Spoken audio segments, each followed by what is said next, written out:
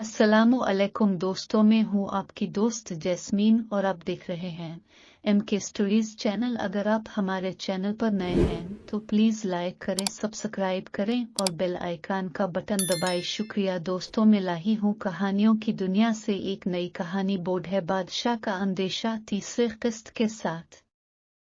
हज़रत सदी रहमतुल्लाह अलैहि इस हकायत में बयान करते हैं कि मुल्क रूम पर एक बादशाह ने चढ़ाई कर दी।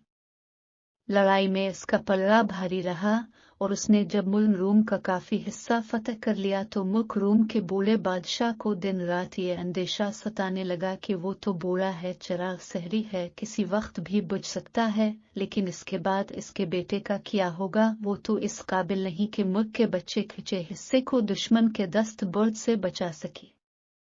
दुश्मन हमला करके मुल्क का बाकी हिस्सा भी इससे छीन लेगा, फिर इसकी उम्र हमला आवर दुश्मन का कैदी बनकर कैद खाने में गुजरेगी या फरार होकर जंगलों की खाक छानता फिरेगा।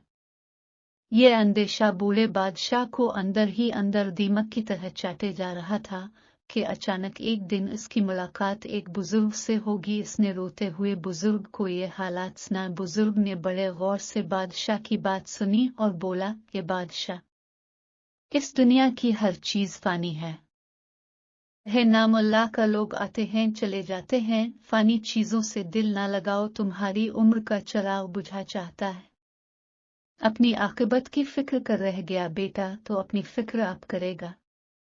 इसको अल्लाह के सुपुर्द कर और कोई अंदेशा ना कर, अल्लाह बेहतर करेगा। तलकीन। हजरत सदी इस हकायत में इंसान की आम कमजोरी की तरफ इशारा किया है कि वो हमेशा अपनी औलाद के रोशन मुस्तकबिल के बारे में सोचता है और अपनी औलाद के ऐशो आराम को हमेशा कायम व दायम रखने की कोशिश करता है। हालांकि ये सब कुछ फानी है, इंसान ने ये सब कुछ छोड़ जाना है, सिर्फ अच्छे अमाल ही साथ जाएंगे।